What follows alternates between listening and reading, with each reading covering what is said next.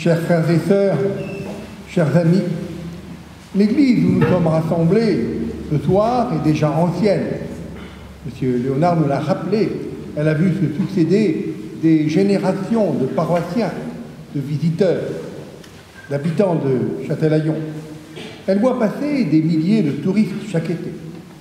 Tous ceux qui franchissent le seuil d'une église ne sont pas tous, ne sont pas forcément des catholiques pratiquants, comme on dit. Ils cherchent dans l'église un lieu de paix. Et ils espèrent y découvrir de la beauté. La beauté qui est signe de la présence de Dieu. Aujourd'hui, c'est ce même Seigneur qui nous rassemble pour vivre dans la joie et dans l'action de grâce ce temps d'inauguration de l'église Sainte-Madeleine de Châtelaine. Grâce à la volonté du maire, celle de M. Léonard, son successeur, grâce à la mobilisation durant une année de multiples talents et de l'artiste, M. Amaury Dubois, l'Église est à nouveau prête pour accueillir largement croyants et chercheurs de Dieu. La beauté, particulièrement au travers de l'œuvre d'art, est une voie d'accès à Dieu, qui nous a confié le monde, comme il a confié sa vigne aux vignerons, pour le transfigurer, pour le faire fructifier, pour faire passer l'homme des ténèbres à la lumière. Créer, c'est affirmer que l'homme a un destin supérieur à sa condition mortelle, qu'il la dépasse. Créer, c'est toujours poser un acte de confiance en l'avenir, en l'homme. Créer, c'est poser un pas dans l'éternité. Nous sommes capables du pire comme du meilleur. L'histoire, l'actualité nous l'apprennent chaque jour. Et quand nous unissons nos forces, un éclat de l'éternité peut rejoindre notre terre pour la joie de tous. Oui, l'Église est ouverte à tous. Quel est le sens de l'Église au cœur de nos villes et de nos villages? On y célèbre Dieu, venu en notre chair, venu en Jésus-Christ. On y célèbre les joies et les peines des hommes, du baptême jusqu'à la sépulture. Les deux sont inséparables. Les hommes et Dieu sont unis dans une alliance sainte. Car Dieu a voulu s'unir à l'humanité en lui envoyant, en lui livrant son Fils unique, comme nous le rappelle la parabole de ce jour. Dieu veut rejoindre tous les hommes au travers de l'espace et du temps. Et nos églises sont les lieux privilégiés de cette rencontre. Qu'importe si celui qui entre ici pense ne pas avoir la foi.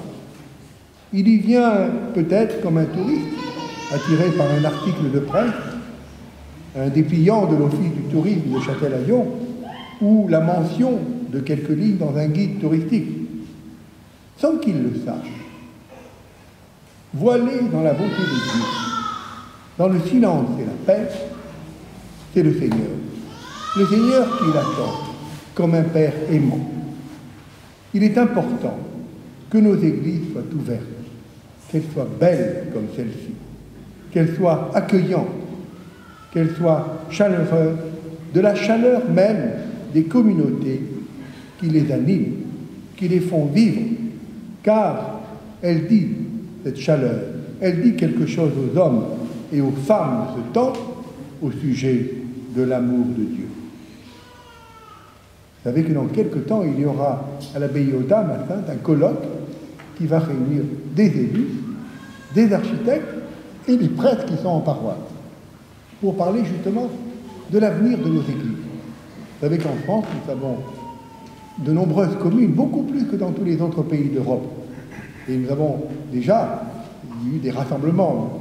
Les élus qui sont ici présents le savent bien, des communautés de communes. Et depuis quelques années, nous encourageons, non pas des communautés de communes, mais des rattachements de villages à d'autres communes.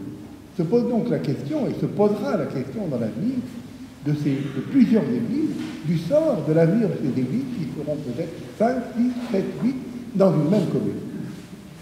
Et l'effort qui a été fait ici à Châtelaillon pourra-t-il être fait pour toutes ces églises? C'est l'une des questions qui se posent à nous tous et dont nous débattrons lors de ce colloque. Quel avenir pour nos églises? Vous voyez, ici, en inaugurant cette église, nous touchons à un vrai problème de la mission de l'art, qui est de rendre à ces bâtiments leur beauté, de la leur donner, pour qu'ils puissent assurer leur mission, pour qu'ils puissent parler de Dieu, du Créateur, de la création, qu'ils puissent accueillir tous les hommes de bonne volonté, qui cherchent dans le silence de cette maison un lieu, un havre de prière, pour confier au Seigneur toutes leurs intentions, tous ceux qui leur sont chers, pour lui partager tous leurs soucis, toutes leurs préoccupations. L'Église est profondément reconnaissante envers les communes, nos villes, nos campagnes, les élus qui investissent dans la restauration des lieux de culte. Elle veut leur rappeler que l'Église est la maison des hommes, ouverte à tous, sans distinction. Parce qu'elle est le signe de l'amour de Dieu. L'amour de Dieu est pour tous.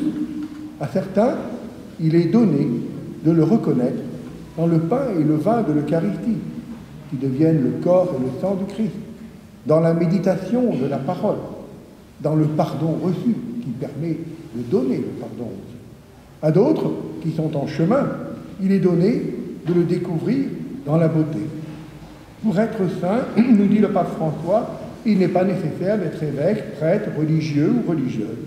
C'est dans l'Église, sainte et composée de pécheurs, que tu trouveras, nous dit le pape, tout ce dont tu as besoin pour progresser vers la sainteté.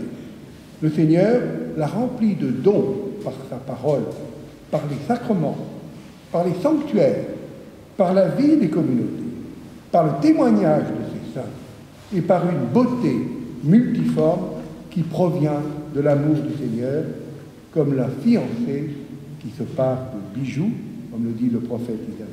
Voilà ce qu'écrit le pape François dans son exhortation Gaudete et Exultate. Il aurait écrit ce texte pour cette inauguration, il n'aurait pas pu faire.